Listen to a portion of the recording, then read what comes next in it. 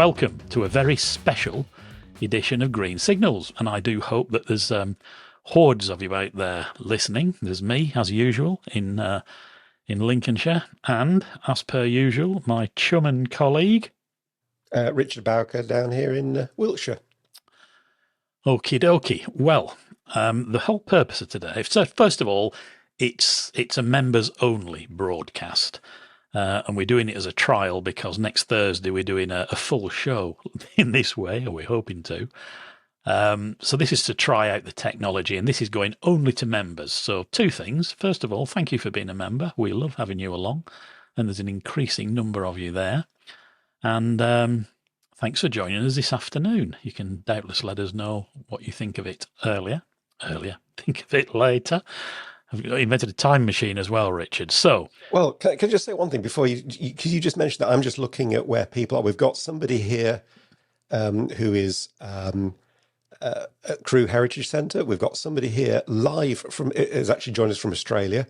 We've got Trevor, who is in Placitas in Cuba. Oh, that's Trev. What's his name? Our regular man. Indeed, so Trevor Stone. So Stone, that's it. Yes. All over the world. We're live to the world. Welcome. Anyway, sorry about that. Welcome, Trev. It's good that you've broken off grising if any steam in Cuba, if that's what you're doing. To join us, you're always welcome. Right, shall we kick up? Shall we lurch in? It's a bit like a loose couple train getting into motion, isn't it, Richard? With a lot of snatching of couplings until the whole thing's on the go. But we're here to talk about the budget. And I've been sat downstairs getting as depressed doubtly as you have. So it seems to me there's two aspects that we could do with talking about. One is the general impression of the budget as a whole, and two, anything relevance to the railway. And it would seem the second part of that discussion is going to be quite a short one. In terms of the budget as a whole, the wonderful Ed Conway, who does all the number crunching on Sky News, and he is very much worth listening to. If you want to catch up on Sky News after you've seen us talk about the budget, I'm sure he'll be running some of his fantastic charts and graphs again. And a couple of things he's just said, which, if I've interpreted them properly, struck me that we are now got the biggest overall tax burden since 1948. And it's significantly higher than even it was then just after the war. And it's the biggest tax-raising single budget since 1993, when it was post Black Wednesday, Norman Lamont crashing out of the ERM, and all that. And I also heard it suggested that it's the biggest tax-raising budget ever, £40-odd billion. So that sets the general tenor of the budget, and I'm sure Richard will give us his view as well. Doubtless tell me I've got some of those things wrong. But about the railway, don't look like that. Because, as we said before, we're doing this without the aid of a safety net. As far as railways go, the only bit that I noticed in the long speech was that we seem to have got confirmation about Euston in respect of funding for the tunnelling, and then some wishy-washy stuff about smoke and mirrors about that catalysing the private sector. And I took that to translate as we'll pay to build the tunnels, but the private sector have to build the station. And then the rest of it, I heard about Wigan and Bolton and TRU, and it all seemed to me like the usual business of re-announcing things that's already been announced. I'm not sure how serious we're supposed to take the West Yorkshire Metro Bradford Leeds tramway, but I think we've had that announced quite a few times since Alistair Darling canned it all those years ago. So they were my initial impressions, Richard. I know that your super brain will have wrapped itself around the numbers and you'll have lots to tell us. So go. Well, it was a long budget speech. Yeah. So it was about an hour and 15. It was quite a while before anything meaty was said about numbers. It was I felt it was quite political in terms of its overall language, sort of rhetoric and language. I mean, it's, every now and then there's a pivot point, isn't there? The way that we do things, the way we think about things changes materially. I think, obviously, in recent memory, Blair's government did that in 97. The austerity, George Osborne's first austerity budget did that. This one's done it again. It's a pivot point. Not incremental. No, clearly it's a Labour budget. I know that's an obvious point, but it's a Labour budget. And there's some stuff in it. And she spent quite a long time. We should, nod to the fact this is the first budget delivered by a female chancellor. That is brilliant. And Yes, that's good news. Marks a big change. And I thought for a big set piece, overall, I thought she presented it very well. So let's just say that. Because it's not easy, particularly when you've got everybody shouting and screaming. I know. As she was. That's me forgetting to turn my email off, by the way. So in terms of the kind of messaging, it was very, it was very Labour. And what did she have to do? She said, I've inherited this massive black hole. Cue lots of jeering from the other side, but I've inherited this massive black hole and I've got to restore fiscal stability. And I'm going to do that by raising tax so that I can A, create fiscal stability, and B, give us a headroom to invest. And she actually said right at the beginning, invest, invest, invest. And I thought, oh, that's set the tone quite nicely. We then got a lot of stuff around things like looking at economic growth and looking at, then we got onto the sort of taxation stuff fairly quickly. I think now the taxation stuff, you're going to be able to all read this on loads and loads of business commentary, so I won't bore you with it, but clearly there was a lot of what's already been trailed came to pass. No question about that. Businesses bearing the brunt of this, a big increase in employers' national insurance contributions from 13.8 to 15%, capital gains tax going up, probably not the hit on things like business asset disposal relief and things like that we maybe feared, corporation tax staying at 25% for the life of the parliament. So, there were some good things, but the employers' national insurance is quite a big thing. Not only has it gone up to 15%, but you start paying it at 5,000, not 9, not 9, and the relief goes up to 10,500. But I think small businesses will go, wow, we're paying a lot more. So it'd be really interesting to see that the business confidence, which Labour put a lot of effort into before the election, kind of survives to the same level after this budget. We then got on to sort of the capital plans. Now, it's really important, this bit, because she was very clear. We're carrying out a spending review. We're doing a 1-year spending review, and it will really be the spring of next year before we see what that actually means. So I was never expecting, Nigel, to see a huge amount of detail about capital. But we did hear about more capital going into education. We heard more capital going into health. We also heard about a 22 billion increase in the day-to-day running costs of the NHS. So that, they were arguing for more, but that's not capital. A lot of capital going into other areas, very little capital going into transport.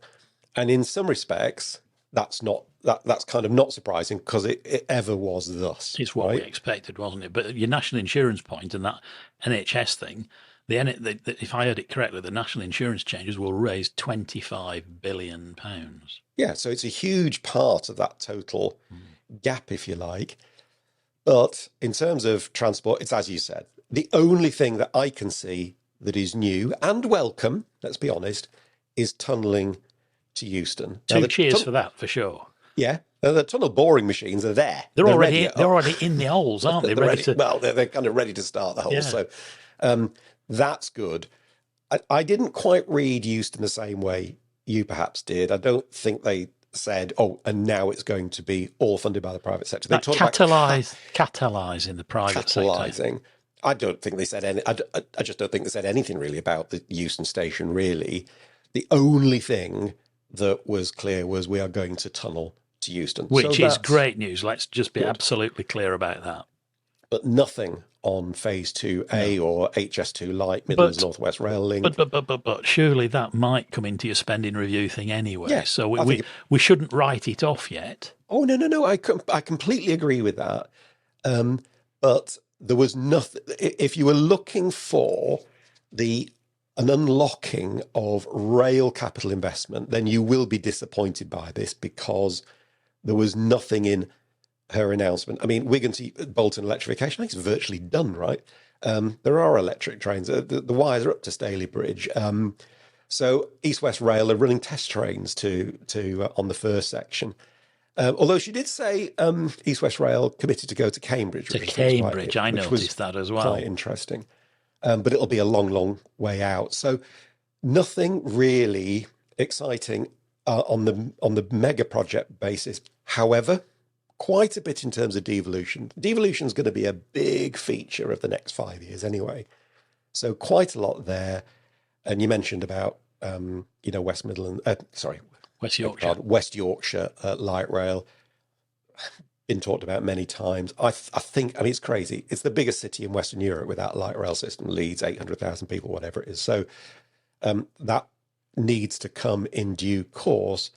But this budget, I'm afraid, from a transport point of view, pretty light on detail, except fuel duty is going to be frozen because we don't want to put anything, we're not going to put any extra cost on the price of a petrol at the pump or whatever the alliteration was. However, rail fares will still go up by 4.6% next April.